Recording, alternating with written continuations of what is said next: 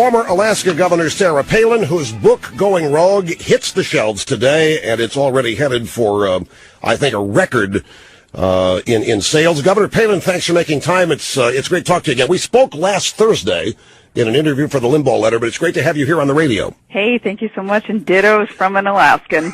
Where are you, by the way? Where are we speaking to you from? In a hotel room in New York City. Going to do a couple of interviews after that, and then head to Grand Rapids for the kickoff of the book tour.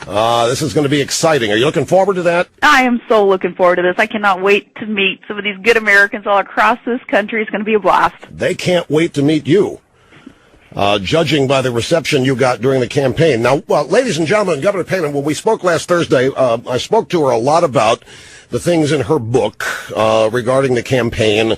That stuff you'll read in the Limbaugh letter, and I predicted to Governor Palin then that much of her book would be ignored in light of the dirt that she was supposedly dishing from the campaign. So, Governor Palin, what I'd like to do here is go some different directions from what we did on the newsletter interview, and start with the economy. We have 10.2% unemployment. We see no end in sight. The administration and others are suggesting next year could be just as bad, with unemployment going up to 11%. What would you do differently than is being done now? It's over 10%, and in fact, it could be closer to 17 or 18 when you consider those who have kind of given up and not applying for unemployment benefits. So it's bad. It's really bad. And then, of course, Fed Chair Bernanke announced that there are still weak job prospects for the very short term and probably long term, and that's an uncomfortable place for our country to be. What we need to do is shift gears and really head in another direction, because what we're doing right now with the feds, it's not working. We need to cut taxes on the job creators. This is all about jobs, creating jobs. We have to ramp up industry here in America, and of course, reduce the federal debt, quit piling on and growing more. But those common sense solutions there, especially with the cutting taxes on the job creators, that's not even being discussed. In fact, increased taxes is the direction it sounds like Obama wants to go. You mean that you don't even hear it being discussed on the Republican side or within the administration? Within the administration, and as it is discussed on the Republican side, Republicans need to be bolder about it. Independents need to be bolder about that solution that has got to be considered and plugged in. This is the only solution that will be successful. We need to rehash some history that proves its success. Let's go back to what Reagan did in the early 80s and stay committed to those common sense free market principles that work. He faced a tougher recession than what we're facing today. He cut those taxes, ramped up industry, and we pulled out of that recession. We need to revisit that. Why do you think this administration is ignoring that blueprint? What is their ultimate objective here? They're sitting in the middle of abject failure of their number one stated goal, and that's job creation. So what are they really trying to do here, do you think? Well, you wonder because history proves what will work, and you wonder if they're realizing that, and if it's just perhaps a stubbornness at this point, that they are so committed to going down this road of growing government and interjecting the Fed's control in the private sector more and more, which will prove to be more failure.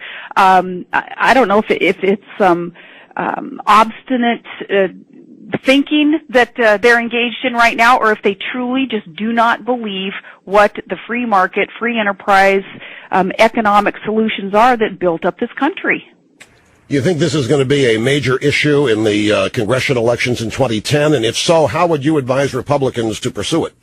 It better be a major issue, absolutely. Of course, national security will be too, and hopefully we'll talk a little bit about some of the decisions being made in that arena that cause so many of us concern. But yeah, the economy, that's what it's going to be, because it's all about jobs. It's all about Americans who are hurting right now, and what those solutions are that are so obvious, so common sense, that need to be plugged in. And those are Republican, they're common sense conservative principles that we just need to apply.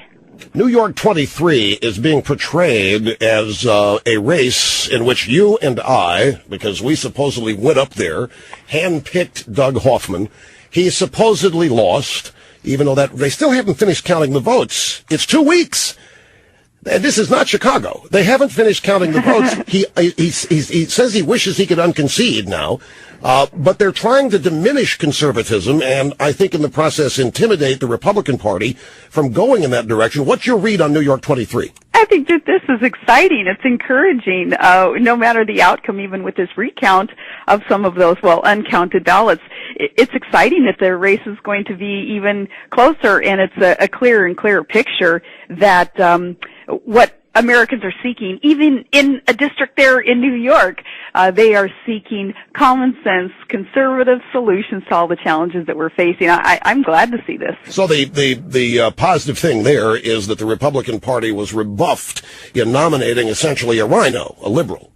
Well, I think what you saw there is, and of course it's not just the Republican machine, it's the Democrat machine too. You know, if you're not the anointed one within the machine, sometimes you have a much tougher road to hoe, and that's what Hoffman faced. He was the underdog. I think great timing for him, though, to stand strong on his conservative credentials and essentially come out of nowhere and prove that an American without that resume, without that machine backing, can truly make a difference in an election like this. Well, now, you use the term, if you're not the anointed one by the party machine, you're the underdog and you have a tough road to hoe. Based on things that I read, the Republican establishment would not anoint you to be a nominee of their party, should you choose to go that way. I'm not asking you the question because I know you're not going to answer and give away what your plans are in 2012. You consider yourself one of these unanointed ones within your own party? Well, to some in both parties, politics is more of a business. It's not so much a commitment to an agenda or a person or values or issues. It's more of a business. And no, I'm not a part of that. So if they're going to keep using that way of thinking in their decisions on who they anoint, who they will support or not, then no, I'll never be a part of that.